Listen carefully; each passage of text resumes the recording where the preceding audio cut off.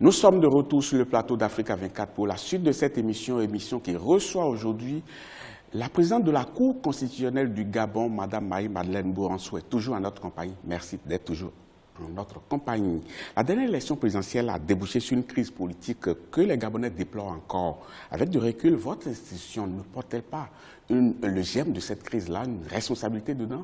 Je vous remercie de me poser cette question. Pas du tout, en aucune manière.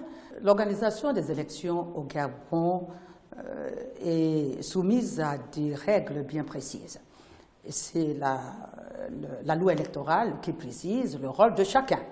En amont, il n'y a pas la Cour constitutionnelle. La liste électorale n'est pas préparée par la Cour constitutionnelle. Elle ne participe pas non plus aux opérations d'organisation, disons aux opérations électorales à proprement parler. Au Gabon, il y a une commission électorale nationale autonome et permanente jusqu'à un passé récent, jusqu'à la mise en place du Centre gabonais des élections. Donc c'est cette commission électorale nationale autonome et permanente, composée à parité par les représentants des partis politiques de l'opposition et les représentants des partis politiques de la majorité, qui organise les opérations électorales jusque dans le bureau de vote. Pour cette partie, tout s'est très bien passé juste là. C'est au moment du vote et après ce qui s'est passé après le vote, c'est là que se situent les difficultés, justement. Tout à fait, mais au moment de vote, justement, qui c'est qui se trouve dans les bureaux de vote? Au moment de vote, ce sont les représentants des partis politiques de la majorité et ceux de l'opposition qui organisent les opérations de vote dans le bureau de vote, en présence des représentants des candidats. Oui. Et le dépouillement, justement, des bulletins de vote se fait là, au bureau de vote. Et pour la dernière élection présidentielle, il y avait 2580 bureaux de vote. La Cour constitutionnelle n'intervient nullement dans, justement, les opérations électorales. Oui, mais la Cour constitutionnelle n'intervient pas, mais la Cour constitutionnelle connaît quand même du contentieux électoral. Très bien dit. Au niveau du contentieux, c'est là où on a vu quand même beaucoup de problèmes arriver. Vous avez eu beaucoup de plaintes qui sont arrivées à votre niveau. Mais ce qui étonne beaucoup de personnes, c'est que vous avez validé l'élection d'Ali Bongo avec 5000 voix de différence seulement, et qu'à très court, qui devrait amener à revoir correctement les choses afin d'échapper à certaines critiques. Apparemment, ça n'a pas été le cas. Justement, vous faites bien de le dire que les problèmes sont arrivés devant la Cour. En fait, ce n'est pas la Cour qui les a provoqués, ces problèmes-là. Les problèmes, il y a eu les résultats qui ont été centralisés par la Commission nationale électorale nationale autonome et permanente. Oui. Et c'est cette commission, après centralisation de ces résultats, qui a fait annoncer l'élu, les résultats publiquement. D'ailleurs, toute la presse avait diffusé ces résultats, annonçant Ali Bongo Ondimba élu. Oui. Et une fois les résultats sont annoncés, c'est à ce moment que les procès-verbaux sont transmis à la Cour constitutionnelle par la Commission électorale nationale autonome et permanente. Et la Cour constitutionnelle reçoit pendant les 8 jours qui suivent cette annonce les requêtes. Et je pense que vous voulez parler de ces requêtes-là que la Cour avait enregistrées. Et une fois les requêtes sont enregistrées, elles font l'objet de l'instruction comme devant tout juge. Une instruction contradictoire où chacun, celui qui saisit l'institution, tout comme celui qui se défend, justement chacun apporte ses éléments de réponse devant le juge qui les reçoit. Justement, il y a quand même un certain nombre de résultats invraisemblables qui sont arrivés à votre niveau et on se demande comment est-ce que vous avez pu les valider. Dans certaines régions, par exemple, le simple fait d'évoquer le Haut-Ogooué, ça amène certaines personnes à avoir des frissons. On se demande comment est-ce qu'on a pu valider certains nombres de résultats dans cette région-là. Par exemple, ce qui polarise les critiques, c'est que dans le Haut-Ogooué, on a constaté que le taux de participation a été de 99,9% contre 59,9% au niveau national.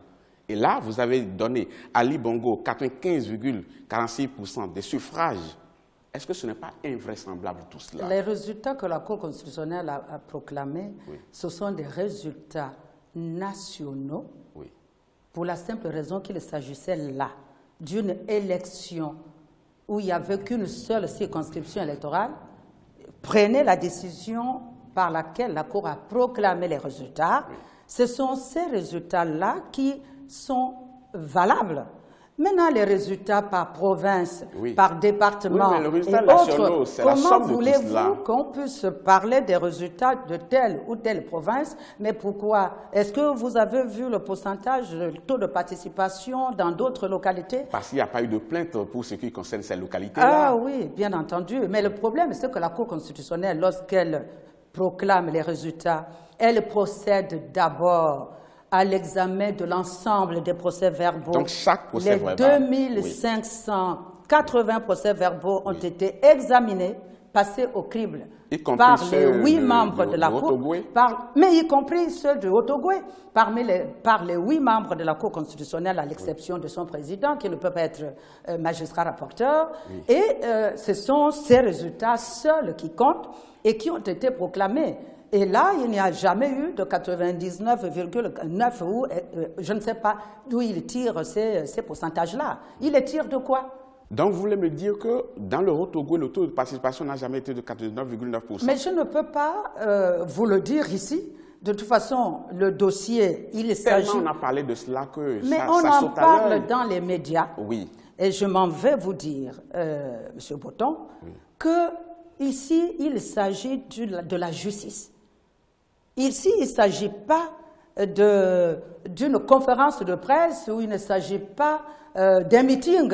Ici, il s'agit des éléments concrets, des procès-verbaux qui sont communiqués au juge constitutionnel par l'organe compétent, c'est-à-dire la Commission électorale nationale autonome et permanente. Oui, mais il justement. s'agit aussi des dossiers, des requêtes qui sont soumises. Et le problème, c'est qu'on parle de ces requêtes sans même connaître leur objet, leur contenu, encore moins les pièces qui y sont attachées. Madame le Président, il y a quand même un problème. Vous en tenez surtout aux procès-verbaux. Mais tout à fait. Mais apparemment, nombre de ces procès-verbaux ont été manipulés. Oui, par qui? Mais Justement. par des gens que ça arrange, justement. Mais justement, M. Botton, Parce il que fallait vous que devez quand ces même- gens Oui. viennent au moment du contentieux électoral pour témoigner devant la Cour que soit c'est telle ou telle personne qui a procédé à la manipulation, soit ce sont ces gens elles-mêmes.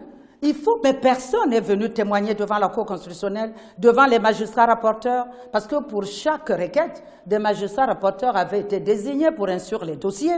Et personne, aucun témoin ne s'est présenté pour dire que c'est moi qui ai procédé à la manipulation de tel ou tel, ou que j'étais présent. La manipulation même, c'est proscrit quand même, c'est puni par la loi. Et Oui. Ne vous attendez quand même pas à ce que quelqu'un vienne devant vous. Mais dire, alors, je suis fautif. mais comment vous voulez qu'on sache que tel ou tel procès-verbal a été manipulé? Peut-être en confrontant les procès-verbaux que détiennent les plaignants Exactement. avec ceux que vous avez à votre Très niveau. bien, et c'est ce qui a été fait. Les quelques procès-verbaux qui ont été produits à l'appui d'une requête ou de telle requête, ces procès-verbaux, justement, les magistrats rapporteurs les ont confrontés aux procès-verbaux transmis officiellement par l'organe officiel en charge de la question, c'est-à-dire la Commission électorale nationale autonome et permanente. Madame le Président, écoutez quand même une phrase quand même issue des experts électoraux qui disent ceci. Lesquels les experts électoraux, qui les a désignés ainsi, experts électoraux, ils sortent d'où? De quelle école? Ils ont fait leur preuve un peu partout. Ah bon, où sans ça? aucun problème. Mais non, Ils disent, franchement, vous n'avez même pas encore entendu. Ils se sont auto-octroyés ce Vous n'avez même pas encore qualificatif. entendu ce qu'ils ont dit. Non, mais Peut-être si, je veux c'est- bien. Non, je veux bien Je vous en écouter. prie. Je cite, sur les 297 bureaux de vote de Haut-Ogooué, Oui. nous avons obtenu 174 procès-verbaux. Ces 174 procès-verbaux montrent déjà 11 000 abstentions sur 61 000 inscrits. Comment alors justifier un taux de participation de 49,9%? Mais ces experts électoraux, Oui. ils ne se sont pas présentés devant la Cour constitutionnelle, ni devant les magistrats rapporteurs, et pourtant tout le monde savait qu'il y a des requêtes avaient été déposées à la Cour, que tout citoyen pouvait à ce moment-là se présenter ici avec des éléments probants pour dire si le requérant n'a pas pu fournir ces preuves-là, moi je les ai, je les détiens et je vous prouve que ce que vous avez reçu de la CENAP sont des procès-verbaux manipulés, falsifiés, et voilà les bons. Au-delà de ces experts électoraux, il y a quand même des observateurs qui étaient déployés un peu partout dans le pays et qui étaient dans les bureaux de vote. Par exemple, je ne vais pas citer eux tous, je vais prendre juste une organisation, l'Organisation internationale de la francophonie, qui, dans son rapport, a mis en cause les résultats définitifs.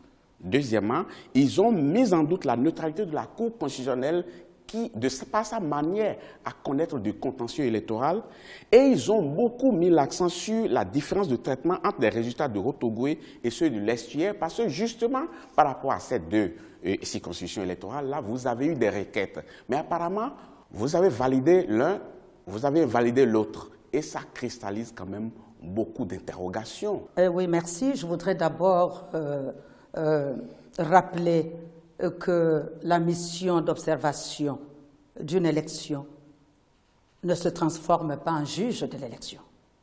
C'est la première observation. La deuxième observation, la Cour n'a jamais reçu communication de rapport de ceux de l'OIF ou même des autres d'ailleurs. Troisièmement, mais les observateurs ont quitté Libreville avant que la Cour constitutionnelle ne reçoivent les requêtes, ne les examinent et ne rendent la décision. Comment alors ces observateurs-là peuvent donner un avis crédible sur le processus électoral au niveau de la Cour constitutionnelle? Comment ces observateurs peuvent dire qu'ils remettent en cause la neutralité de la Cour? Vous savez, M. Botton, les membres de la Cour constitutionnelle sont sortis de cette élection blessés. Blessé par qui et par Mais quoi? par ce genre de propos qui ne se reposent sur rien, que nous entendons par la voix des ondes. Par ailleurs, les procès-verbaux du Rotogoué n'ont pas été examinés d'une autre manière que ceux de l'Estuaire.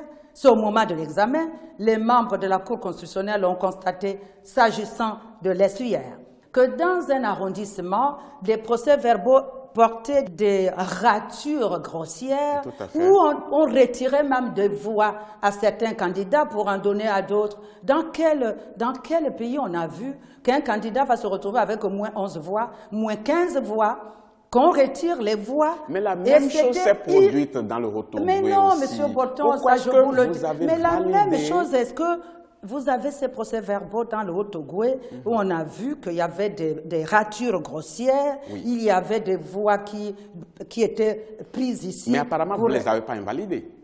Mais justement parce qu'il n'existait pas ces ratures-là. Dans la requête qui avait été soumise à la Cour, mais le requérant n'a jamais dit « voilà, voilà le procès-verbal qui est manipulé, voilà le bon ». Chers téléspectateurs, on marque une pause, on vous retrouve dans quelques instants.